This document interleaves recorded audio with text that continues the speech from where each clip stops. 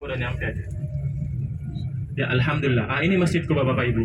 Kita tahu sekarang Masjid Kuba ini baru-baru lagi mengalami renovasi besar-besaran. Termasuk diperbaiki parkirannya sekaligus juga tempat pelatarannya. Ya sama dengan Masjid Nabawi, terdapat tiang-tiang, yang tiang-tiangnya itu ada payungnya, plus ada kipas anginnya yang berisi air. Tetapi tidak seperti dan setinggi payung yang ada di Masjid Nabawi. Di sini hanya kecil. Dan ini Bapak Ibu, Masjid Kuba ini bisa menampung sampai 20.000 jamaah. Masya Allah, bisa menampung sampai 20.000 jamaah.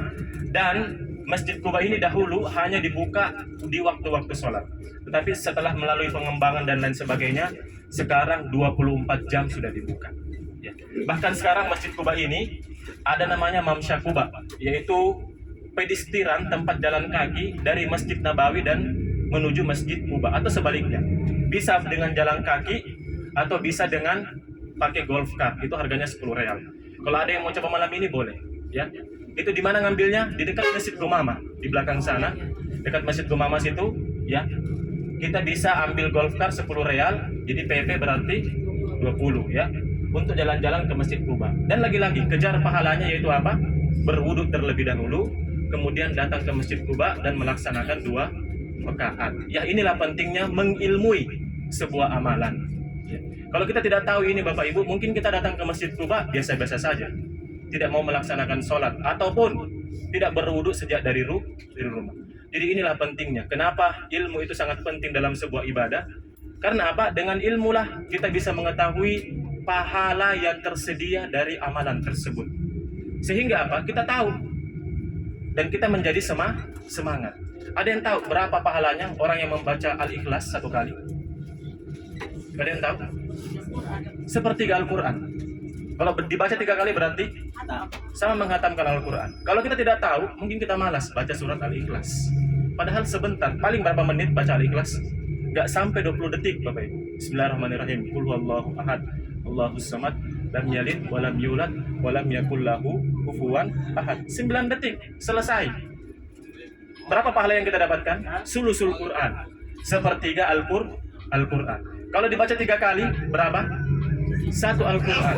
Masih banyak Bapak Ibu amalan-amalan yang Nabi SAW jelaskan bagaimana faidahnya.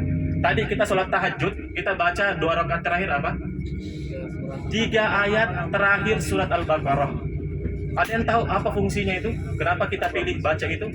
Di 3 ayat terakhir surat Al-Baqarah, lillahi ma fis samawati wa ma fil ardh, sampai seterusnya, sampai 3 ayat terakhir di surat Al-Baqarah. Kata Nabi SAW, barang siapa yang membaca itu di malam hari, ya, mulai dari habis isya sampai terbenam sampai terbitnya fajar, kafatahu, Allah akan cukupkan pada malam itu dan Allah akan jaga.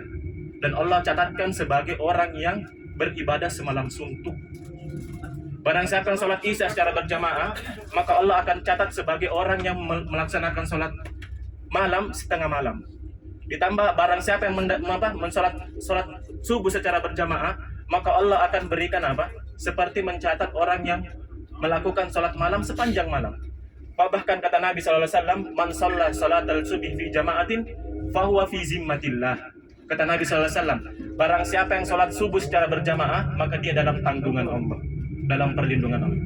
Kalau orang yang tidak tahu Bapak Ibu fadilah-fadilah, keutamaan ini semua, akhirnya dia tidak semangat melaksanakan ibadah. Tapi kalau kita tahu bagaimana, itu yang akan menjadi kita semangat. Inilah pentingnya Bapak Ibu, kita mengilmui sebuah ibadah yang akan kita kerjakan. Bukan hanya fadilahnya, tetapi juga syarat-syaratnya, rukun-rukunnya, apa yang membatalkan, apa yang makruhkan, itu semua akan menjadi ilmu yang bermanfaat insya Allah. Bapak Ibu, kita turun.